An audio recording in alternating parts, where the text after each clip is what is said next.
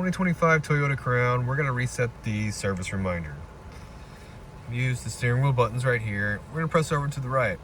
And what we need the cluster to say is we need to say hold OK to change settings. It doesn't matter what number we're on. See how it says number 3 or number 2? It doesn't matter, okay? So you can be on number 1, 2, or 3. Just press OK.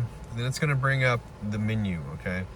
This might be a little different with what you have going on. If you press up and down, you're going to see something like this where it says map, settings, message, blank, driving support. You're going to go into settings and press OK.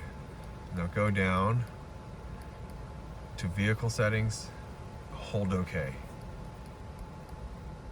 And right here we have scheduled maintenance and oil maintenance. These are the 2 reminders that can pop up with this Toyota. If you changed your oil or had it changed and they didn't reset it, this is how you do it right here. We'll go back, and now if you're getting a scheduled maintenance reminder, you can go ahead and change it or reset it just like this, okay?